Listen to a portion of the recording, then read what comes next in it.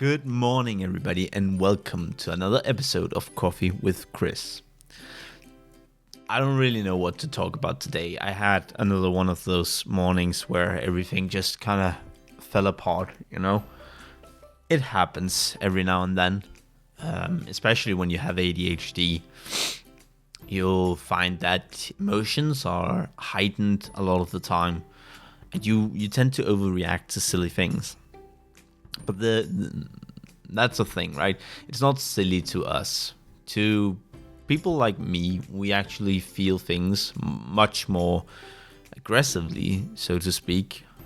And we have a very hard time letting go of an unfair treatment or just an accidental unkind word. We might hear something on that people didn't even intend to say.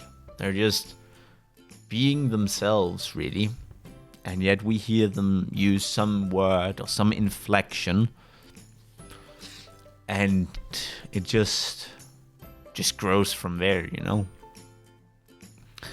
And so we end up obsessing over it and torturing ourselves about it, and it's never really productive. We know it's not productive. I know it's not productive. And a lot of people, they can't handle it.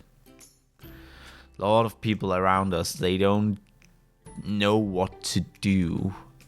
And some people, unfortunately, they panic.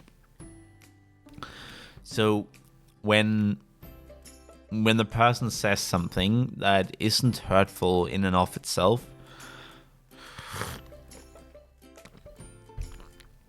but that just so happens to end up hurting a person with ADHD, they sometimes panic and they'll start being really blamey.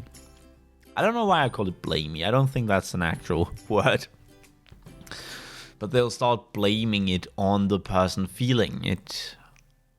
Why would you react that way? Why would you think that way? Why would you feel that way? All phrases that have been very commonly heard throughout my life. And I can't answer it. I mean, sure, I can. I can tell you that when you jokingly told me that I was stupid, that that I felt like a moron, I felt unintelligent, felt like it was yet another area in life where I was behind. I got stuck on that. I felt like it meant that I had to be better. I didn't realize you were joking. That kind of thing. It's silly, and I know it's silly. I think pretty much anyone who experiences things like this, they know it's just silly. They know that there's no reason they're actually feeling the way that they're feeling. It just kind of happens. But it doesn't change the fact that these feelings are very real to us. And while this situation wasn't that I got called stupid, I've kind of grown used to that. My family tends to call me a bit of a moron, and my mom is always like, "You're so stupid." But it's in an endearing way. It's never, "You're so stupid." It's always, "You're so stupid." And there's the thing, it can actually be kind of difficult to hear the difference. To a neurotypical person, they might instantly be able to tell the difference, but what if you have anxiety, or if you're depressed, or you have ADHD?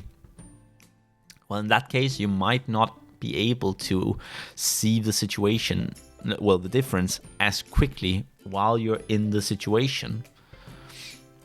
And so it leaves you with difficulty. It leaves you with difficulty dealing with what's going on.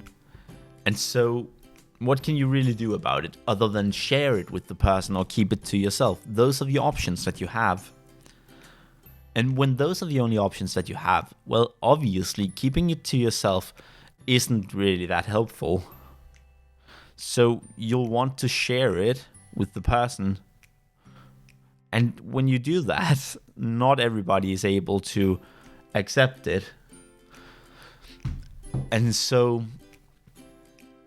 well, some people, they start defending themselves. They start defending their right to call you stupid or a moron or whatever it was that they said.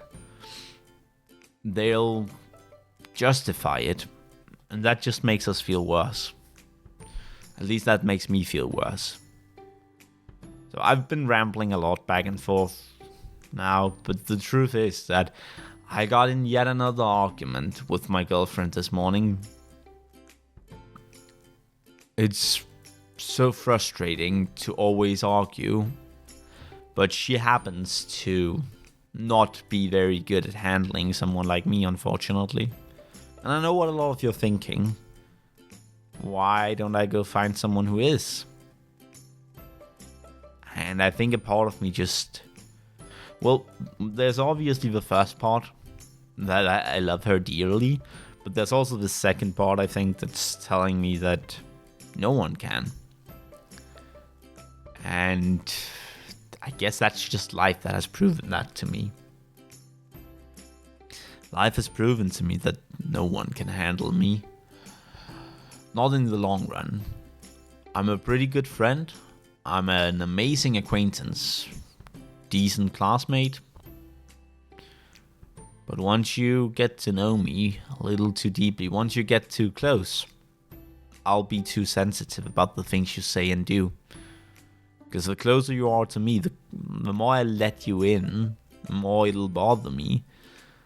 Someone who isn't my friend, for example, sure, sometimes a stranger can say something and I'll get stuck on it. But the other day, for example, where I argued, well, I didn't really argue, but I discussed the subject with the teacher in front of the class, and one of my classmates, whom I don't care much for, no one really does, piped up about keeping the tone. Sure, it bothered me a bit, but I've actually been able to laugh about it since then. Now, if one of my friends in class had done the same thing, I would have felt really hurt. I would have had a hard time sleeping that night. Things would have just generally been more difficult to deal with. So once a person reaches that girlfriend stage, I let them so far into my life that I'm completely vulnerable with them. Sorry, I shook my head there, like, just, yeah, when I get to that point, everything they say and do has the potential to hurt me. And the thing is, I can't, nor do I expect the people around me to always consider that. Though, I do wish for a partner to step up when I need them, because I get hurt a lot more than I express. It'll always be like, it's not that big a deal, don't worry about it. I'll just really quickly deal with it, because I know that it'll pass. I know that it's really fast. I feel a little hurt, a little rejected. Rejection is definitely the major contributor here. And so, it's a minor thing 90% of the time. Then sometimes I just need a little more. I need to tell them. I need to tell my girlfriend that I'm stuck on a word she used, or a phrase, or maybe that thing bothered me. And then I want her to respond in kind. I want her to tell me, oh, I'm sorry, I didn't intend to bother you. And I can tell her, no, of course you didn't. I know you didn't. Unfortunately, my girlfriend is very sensitive too. So that means that when I do share something like that, she takes it personally. She thinks I'm out to get her. I don't really know where she got that from. I mean, I know where it comes from childhood-wise, because family was pretty much always out to get her, to be honest. Though, I don't know. I'm starting to doubt that a little. I've been noticing that her interactions with her mother... So her mother is definitely a bitch. Bench. She's a bench. But I honestly think that the reason her mother is such a bench is because she herself is. When you don't treat others right, they won't treat you right either. And I empathize with that. I care a lot about her too. I'm actually starting to question whether I should even upload this episode, because this is yet another time where I tell the world how horrible my girlfriend is. Guess it's a good thing no one's listening to this. Because honestly, she's not horrible. She isn't. She's actually really great. I love spending time with her. She's just obsessed with negativity. She would rather fight than be happy. And no matter how hard I try to help her, it's not good enough. So, if I talk, she'll tell me that that's the problem. If I don't talk, she'll tell me that that's the problem. This morning, she literally told me that if only I hadn't triggered her, she wouldn't have screamed at me and told me that she hated me. And she says that she's abusive. I tell her that no, she has abusive tendencies, but she's not an abuser. Because that's actually, she didn't say that she was abusive, she says that she's an abuser. I've tried to explain to her that no, because I feel like an abuser has a lot to do with intentions and making amends. Like an abuser is justified according to their own views, whereas she's not. She's only justified in the moment, and then afterwards she has a lot of regret, which unfortunately causes her to create even more problems the following day, which she blames on me. Fuck. Talking about this out loud is really making me see how bad it is. I don't know what to do. Sometimes we stay for the with the right person. No, with the wrong person for the right reasons, I guess. Something like that.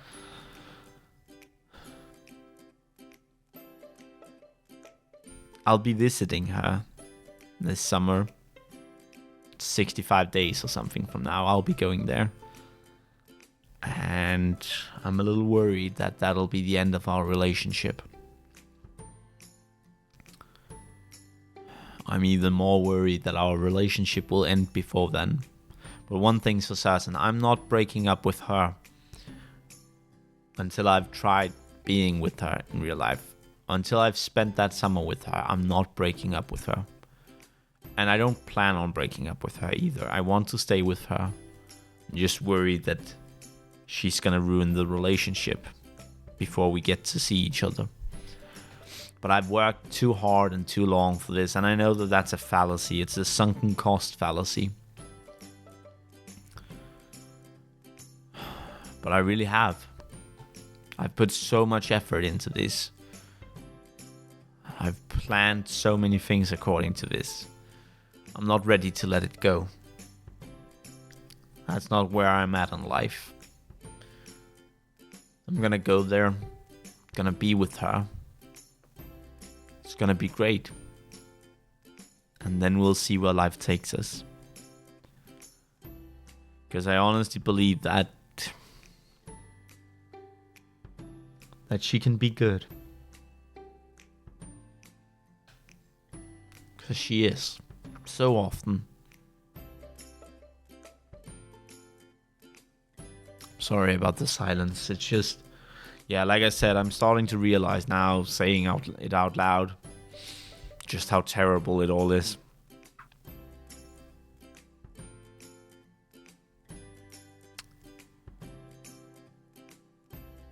I need to stay though. I need to travel to visit her for the summer, and if anything, it's going to be an unforgettable experience. It really is going to be, because if it doesn't work out with her, at least I'll go there and I'll have fun, and I'll see the country a bit. It'll be great. Ah, god damn it. Well, I guess this should probably have been one for the archives. I talked about all the wrong subjects here, and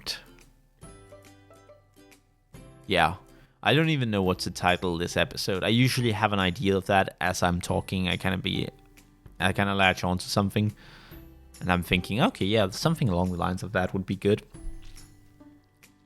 Right now, I don't know what to do. I don't know what to say. I'm still pretty out of it, you guys. I know no one's listening. I guess that's why I'm allowing myself to be so free in the way I do this. Just sitting here in half silence, just rambling, not really caring what to do, right? Well, this rambling has at least gone on for too long. I am really sorry. It got a bit out of hand there. So I think I'm gonna end this. If you, for some strange, slightly morbid, I suppose, reason, not morbid, that's not the word I'm looking for. Anyway, if you liked this episode, don't forget to like, comment, and subscribe. And please do feel free to comment on my relationship and what you think I should do. I could use some guiding words here. Well, that's it for today. It's been fun, I suppose, talking to you guys, and I'll see you all tomorrow. Bye-bye now.